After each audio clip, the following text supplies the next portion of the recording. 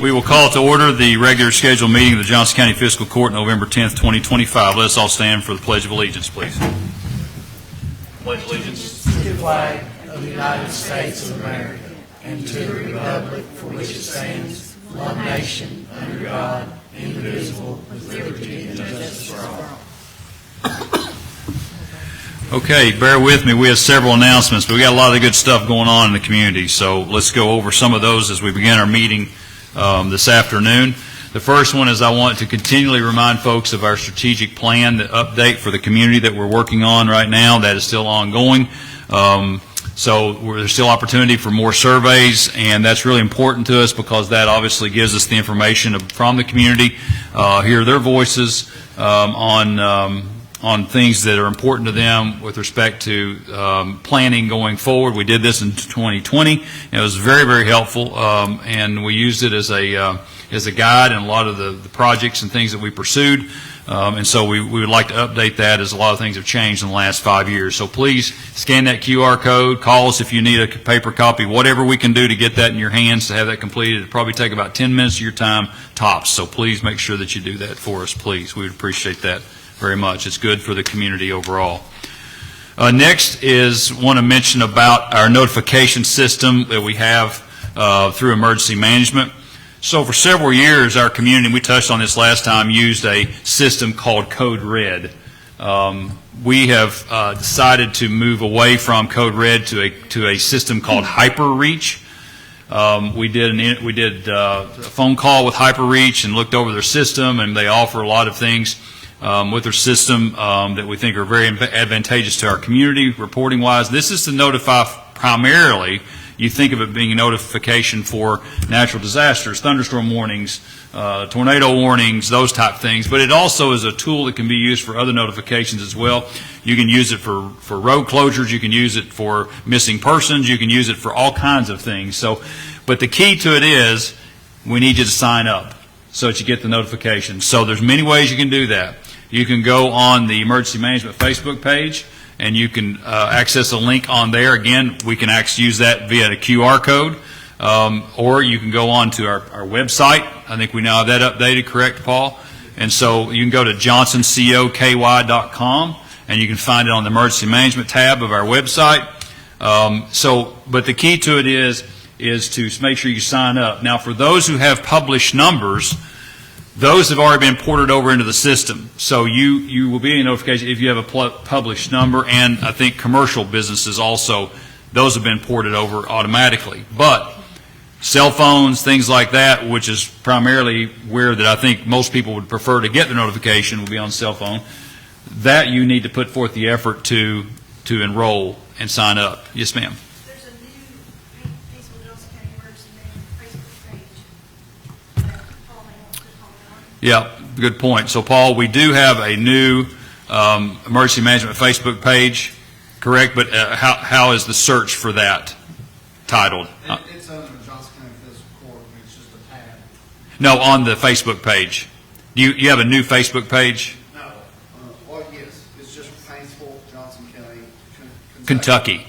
Yeah, so we added KY, and you might not think that's that big of a deal, but sometimes we get calls about things for Johnson County, Kansas, Johnson County, Indiana, those type of things. So we thought this was a nice change for the Facebook page, so we distinguish that this is Johnson County, Kentucky. So it's Paintsville, Johnson County, KY Emergency Management. So you can access this sign up on that Facebook page, or our webpage, the johnsoncoky.com. But please help us get this message out, because this is a tool that will be used, that can be used obviously to help protect people, property, in the event of disasters, but it helps get the message out for impending dangers within our community, or even informational purposes about road closures or anything else that we might have. So. even if they've signed up for Code Red, they need to re-sign up for this system. That's the number one call I'm getting. I'm already signed up for Code Red. Why do I need to sign up again? Yeah, so let me put that out as well. It's a good point. Thank you. Is that if you did sign up for Code Red, you will need to sign up for HyperReach. It did not port over the information that you had in Code Red. The system is separate from that, and so you will need to put your information in for HyperReach. But at the end of this, the HyperReach system, we think, provides us a little more tools in the box for us to be able to notify folks, even in smaller groups for specific situations, or as a mass to the entire county, or even in certain areas of the county. We can access that, or we can notify people in certain areas of the county. We don't have to notify everybody. So it even, for example, I think we use this, asked them this in our interview with the HyperReach folks was, so Apple Festival, we have a child that goes missing. Well, we can notify just geofence within the Apple Festival area. And that way it doesn't send it out, obviously, throughout the entire county when really you need folks to be looking within a certain geographical area. So it has a lot of benefits to it. Paul? And when you're signing up, it also has a section there, if you've got special needs that need to be attended to during an emergency, you can click on that, and if we have something major, it will call those. I can click on it, and it will just call those people with special needs and see, do you need additional assistance? If so, call the emergency management office or your local fire department. Yeah. So it's just another tool. Very good, thank you. It also, by the way, it was a cost savings for us as well over what we had been paying for the service previously. So we think it's a win-win all the way around, but we need folks to sign up for it for sure. Next, I want to mention some activities, some events that are going on in the community. At the Historic SIP Theater, the Enchanted Bookshop, that is November 14th, 15th, 21st, and 22nd, so it's going to start this weekend, presented by the Main Street Players. So if you're looking for things to do, the list is going to start right now. There's a lot going on in the community, but there is one item with the Main Street Players. The next item is the Christmas in Paintsville's Downtown Antique District. It's a holiday open house. That's going to be this Saturday from 11 to 5. We have a very, very special downtown antique district, with having as many locations as we do with our antique stores. It's a destination for a lot of people. If you're an antique shopper, you'll show up to one, but you'll shop them all, especially if they're in close proximity. So this is a good opportunity to support these local businesses on Saturday, November 15th from 11 to 5 is their open house. Yes. I forgot to put on your list that the library has Family Fun Day this Saturday as well. All right, so let's add that in, Ms. Christie. Yes. So the public library, which is an unbelievable community partner for us, they're going to have Family Fun Day on this Saturday, November 15th as well. Christie, the times on that? It's 11 to 1. All right, great. 11 to 1. So there's something else you can add into your trip downtown is go to the public library for Family Fun Day. They do a great job with those events. Next is the Adopt a Tree. So if you remember in years past, there have been Christmas trees that have been placed throughout the community. So this year, the Adopt a Tree, the trees will be set up, but you can adopt one of those trees and you can decorate those trees. There'll be a placard with the name of whomever has adopted that tree. It can be an organization, individual, whatever it might be. But contact tourism at 297-1469 for more information on that. But that's an Adopt a Tree program. You can obviously show your Christmas spirit with that tree adoption downtown. We have so many because this is the last meeting we have before Thanksgiving, and some things are happening around Thanksgiving and then shortly thereafter before we have our next meeting in December. The next one is our Shop Small Saturday, November 29th. That's always the Saturday after Thanksgiving. The Paintsville Johnson County Chamber of Commerce sponsors this event. We visit several businesses throughout the community during the Shop Small Saturday. As we've said oftentimes, our small business is so critical in our community. If you go by Small Business Administration standards, about every business in our community is classified as small business, but we often think of the smaller, more locally owned ones as our small business, but those folks employ a lot of people. And when you talk about job creation, job growth, economic growth, that's one piece of it. It's business expansion and retention. And that's one way that you can help these small businesses retain the business they have and expand what they have is by supporting them, taking that extra step if you spend $1 in this community, about 62 cents of that dollar stays in this community. So that helps families in this community, helps employees, businesses here. So make sure you take the extra step and go in our businesses all the time, but certainly as they approach, as we are in this fourth quarter timeline for retail. The November 29th also, which is the Saturday after Thanksgiving, is the Mountain Home Place Christmas Fest 2025. That will involve a tree lighting at 6 o'clock on the 29th. The festival is going to be open every Friday and Saturday from the 29th through December 27th. If you have not attended that in the past, I highly recommend it. It's just a great atmosphere out there, a lot of activities. I can't go into all the details of them. You know, they have the skating rink and Santa's there, food trucks. There's just a lot going on, and there's a lot of community partners in that, the public library being one, tourism, and the Chamber of Commerce. So November 29th kicks off the Christmas Fest at the Mountain Home Place, so the tree lighting at 6 o'clock. So make sure you attend that. We will have some new things this year, too. So, As always, that there is. As Regina reminded me, there will be new things this year. So we won't 100% reveal what those are because we want you to show up and find out what they are, right? So it'll be a surprise. So show up. Create some intrigue there, I guess. December the 6th will be the downtown Christmas event. That will be on December 6th. It'll begin with a tree lighting out in front of the courthouse here at 5 o'clock, and then there'll be a parade at 6 o'clock, and that's on December the 6th. and there's going to be prizes, just so everybody knows. So for the Christmas parade contest, There'll be prizes. there'll be prizes awarded there. Again, community partners across the bottom there are the tourism, the city of Paintsville, library is on there as well, and the chamber. So a lot of partners on there as well, but that's the Christmas parade on December the 6th. Lineup is at 5:30. Tree lighting out front is at 5. Please plug our gingerbread house contest partnership with the Extension Office. The gingerbread contest, another community partner with the Extension Service, will be December the 6th, and that will be in the 404. All of the entries will be in the window at the 404 for everyone to vote for your favorite. Okay, so how do we build a gingerbread house? There, on site, or you? We'll be bringing them and Okay, to be set in the window, and then we'll also that day have gingerbread houses for people to build on site. okay. So But you can build your own and bring it and submit it. Yeah, build your own, bring it in, or go there and build your own. Got it? And we'll be voting, and there'll be a watch for details on that. So who would have more information? The Extension Service? That'd be okay. So contact the Cooperative Extension Service.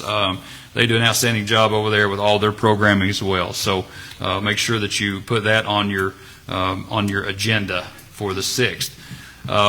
Put a plug in for our radio station locally because they're a great community partner. They do a lot of work in supporting our community. Tune in to 99.3 FM WKHY, and they're going to have Christmas music, not just on their station, Adam, but it's going to also be playing downtown through a new speaker system, I think, that is downtown. So we will be hearing that not just on your radios, but hearing it on the streets as well. And information as well, besides obviously the music itself, but more information about what's happening in our community. So the last thing, I don't know if we have a flyer for that or not, but I want to mention about the Angel Tree. If you're not aware of the Angel Tree program that they have currently in a lot of the schools, where the resource centers have helped to identify families, kids who obviously have some needs during the holiday season. And so you can reach out to any of the resource centers at the schools to get more information there. But each of them have a family or have an angel tree where that you can help support a child during this time of year. One interesting thing about it is I visited with them recently, a couple of the resource center directors, and you can pick who you would like to obviously support. You can wrap those gifts and take them back to the resource centers. Or you can simply purchase the items and take them to the resource center and they will get them wrapped. Or if you simply just are jammed up on time but you want to help, you can give them, you can take financial assistance assistants to the resource centers, and they will actually go buy the items for you. So they're making it as easy as they possibly can with every opportunity. So make sure that you check out those angel trees at their Family Resource Youth Service Centers, which do an outstanding job. They have a tremendous pulse on the community and on the kids that have needs. So, Can I add an announcement? well, absolutely. My friend Amanda Cottle, she does the barn yoga classes at the 404. She's actually having a free yoga class this Saturday at 10 a.m., and she's taking up donations. She's going to do gift bags of food, non-perishable food items, and she's going to actually include a little recipe thing inside the bags for needy families here in Paintsville. Very good. So you can do that at 10 o'clock. Then you can go to everything else at 11, Yeah. starting at 11, right? So falls right into the daily schedule. Yeah. So thank you, Jessica. All right. Anything else? Thank you all for your patience with that, but there's a lot of good stuff out there, and when we talk about things to do, we have a lot happening in the community, so please make sure you take advantage of that. We'll move on to our item 4, which is approval of the minutes for the regular scheduled meeting and the special called meeting. If there are no changes to those minutes, then we would entertain a motion to approve both sets of minutes. Make that motion. Motion by Commissioner Click. Do we have a second? Second. Second by Commissioner Sire. All in favor? Any opposed? Next is presentation of the monthly bills for your consideration. There are, if you have any questions about any of those, we're happy to answer those. Myself, Carla, Tammy can answer them. I did want to mention to you there are two claims for your consideration and approval. As we know, there's been a great deal of emphasis in recent weeks about folks who may be more in need of food assistance. And so we have there's been an emergency food and shelter board in this community for several years. And we've continued that, and that board, and we met just in this past week. We have two primary food pantries in our community. That's the Highland Food Basket and the First Church of God Food Pantry. Those are the two primaries that usually participate in the emergency food and shelter program. Well, that program was paused by the federal government back in January of this year. So they normally receive around $10,000. The county is allocated usually around $10,000, and you submit a proposal from your food pantry about how that you could use those funds. And it's traditionally has been split equally between the two pantries for the last several years, but they did not get that money this year. And as one of the representatives from the food pantry reminded us, the food pantries are typically considered a supplemental source of food. They're not really designed to be the primary source of food for families. But what they're finding is that in the absence of normal support that families have not gotten recently, that there's obviously a more emphasis and more need that's been placed on our food pantries. And they serve a tremendous amount of families. I may have to get Regina to help me with some numbers. I did not. But the Highland Food Pantry, I think, served 200 families, I think, last month alone. And then they also have a senior program. They do mobile food pantry as well.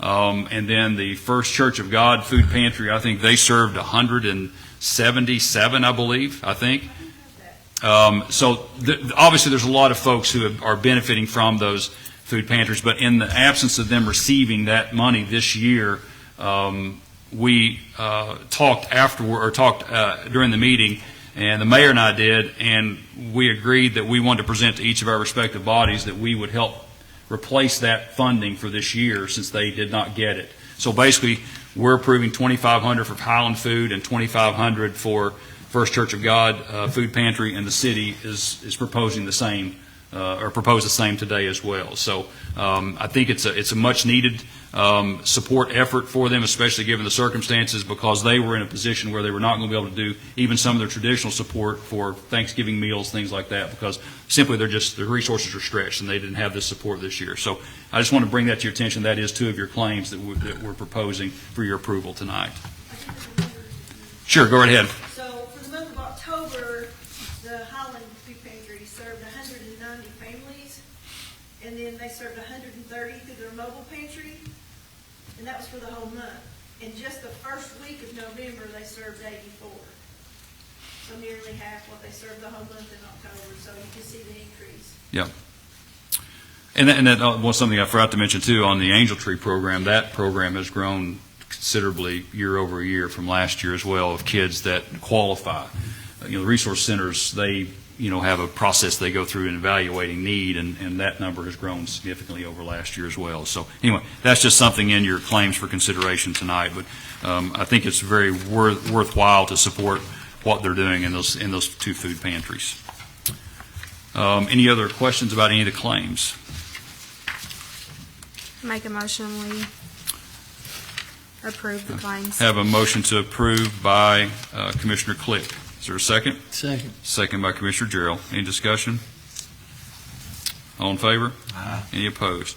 I did want to mention, too, there is also a claim for portable generators. That's for a grant to help the clerk's office in the event that we should lose power during an election process, that we can hook up mobile generator to keep the election machines running. And you might not think that that's an issue either, but it actually was, Sally, last year, or It was 2 weeks. 2 cycles ago. We lost power at one of the sites, and thankfully one of our fire departments stepped up and took generators over there. But there was a grant opportunity that came along where we could actually buy generators to have on hand if that should happen again. So that was also part of your claim.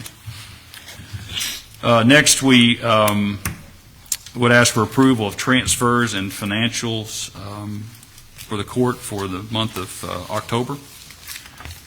Make that motion. Motion by Commissioner Gerald. Is there a second? Second. Second by Commissioner Salyer. Any discussion? All in favor? Aye. Any opposed? Next is approval of the elected officials training incentive payment. Just need a motion to approve that. Make that motion. Motion by Commissioner Click. Is there a second? Second. Second by Commissioner Salyer. All in favor? Aye. Any opposed? Next is approval of reappointment for Daniel Pugh to the Johnson County Health Department Board. Daniel has been serving in that capacity for a few years now. It kind of continues the court's appointment of having someone from the legal field on that board to try, to bring that expertise to it. So I would recommend reappointment of Daniel to that board. Is there a motion to approve that? I'll make that motion. Motion by Commissioner Salyer. Is there a second? Second. Second by Commissioner Click. Any discussion? All in favor? Aye. Any opposed? Next is appointment to the Library Board. I would recommend the appointment of Paul Baker to the Library Board for a term to expire on June 30, 2027. This is to fill a vacancy on the Library Board. Is there a motion to approve Paul Baker? Make that motion. Motion by Commissioner Gerald. Is there a second? Second. Second by Commissioner Click. Any discussion? All in favor? Aye. Any opposed? Next is appointment to the Johnson County Extension Board. Would recommend the appointment of Kirsten Daniels to seat 1 and Cecil Dotson to seat 2. That came from the Extension Service. Is there a motion to approve those appointments? Make that motion. Motion by Commissioner Click. Is there a second? Second. Second by Commissioner Salyer. Any discussion?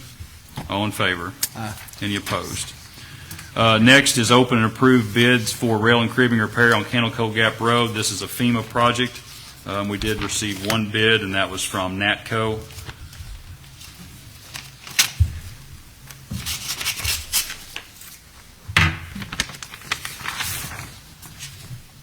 And the bid for that project is $36,781.66. Being that's the only bid we received, I would recommend we approve that bid, subject to review by our grant manager for that, as well as also acceptance by FEMA for the amount. I sure will. $36,781.66. And that was from? That was from NATCO, and that was for a embankment failure on Candle Cove Gap Road. So entertain a motion to approve that, subject to review by grant manager for compliance with the bid specs, and also for funding obligation from FEMA. Make a motion. Motion by Commissioner Salyer. Is there a second? Second. Second by Commissioner Gerald. Any discussion? All in favor? Aye. Any opposed? Next will be approval to hire a employee full-time road department. That would be for Corey Buchanan. Just need a motion to approve that hire. Make that motion. Motion by Commissioner Click. Is there a second? Second. Second by Commissioner Salyer. Any discussion? All in favor? Aye. Any opposed? Next is the Emergency Management Monthly Report from Paul Burchett. I think we would have to pack our dinner if we went through this whole list, Paul, so we'll, That's why I put the name and email and everything on the very top, so if anybody's got any questions or anything. yeah. If anybody's got any questions about anything, I'll discuss it now or later. But please take a look at that list of all the items associated with that. As we've said for years, emergency management is a very active department in our community and very much obviously needed and very involved in making sure our community stays safe, and not only for things that happen, current events, but also for planning as well. So please take a look at that. If you have any questions, reach out to Paul. Thanks, Paul. Motion to approve. Motion. Motion by Commissioner Gerald. Is there a second? Second. Second by Commissioner Click. All in favor? Aye. Any opposed? Is there anything from the court this evening? No? I would like to have just a brief executive session to consider acquisition and disposition of real property. So to get a motion to go into executive session. Make a motion. Motion by Commissioner Salyer. Is there a second? Second. Second by Commissioner Gerald. All in favor? Aye. Any opposed?